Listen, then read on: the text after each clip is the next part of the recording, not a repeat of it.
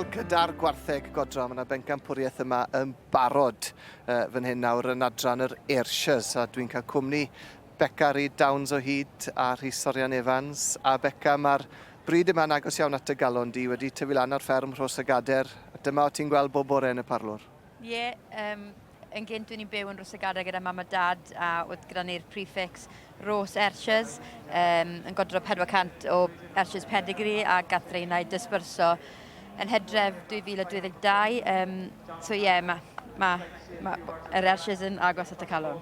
Ac i ni'n gweld y bencampwriaeth fel wedys i fan hyn nawr.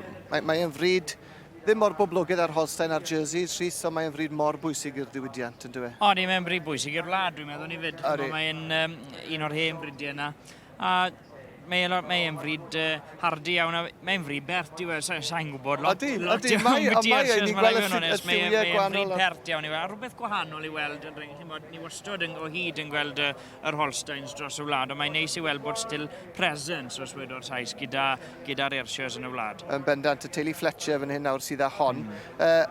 Dwi'n deall bod gwad hon yn mynd nôl i'ch gwad chi, efe hon sy'n mynd nôl i'ch? Ie, cafodd cafodd y hanner ma prynu fel llo bach yn y dispersal, so mae wedi lloi lawr nawr, a fi credu dath hi'n ail yn y clas fyna Hefferin Milk. Ddim cweit falle digon o lath ar y dydd heddi, i gymaru ar un ar ei phwys i fan hyn. So Geraint Treglws wedi dod i'r frig fyna gyda Gwynog Hawaiian Linnet 2. Effe neis iawn fyna, llondi o llath. Treni bod ddim bychod ma lenni, sy'n byd no cows in milk ma lenni yn ffodus, ond ni'n gweld y dynder na unwaith eto, ond ni'n sôn am yn gynharach bore yma, a pwysigrwydd yr ochr a'r pwer na, ynddo fe? Ydy.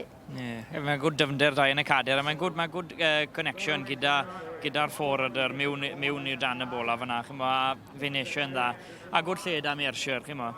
Chi sy'n erwythien a sy'n rhedeg o'r gader nôl o dan y bola. Ti sy'n honna i fod yn amlwg iawn yn dweud ti'r un sy'n cario'r llath a neu'r gwad nôl ymlaen yn dyfer pwrs mae siewna bod yn llawn, yn amlwg iawn ac yn llawna. Na, mae hon yn heffer neis iawn, yn fywch neis iawn yn dwi. Ond tybed, pwy sy'n ni fynd â hi, boes, yn dwi? Hon na, mwn ni, yn dwi? Bydden ni'n meddwl, rhywbeth y llath i. Ie, dyna ni, wedi cael y garden goch 3-7-4-2 y teulu Thomas, Gwynog Hawaiian Linnet wedi mynd a pencampwriaeth yr Ayrshires, arbennig. Well,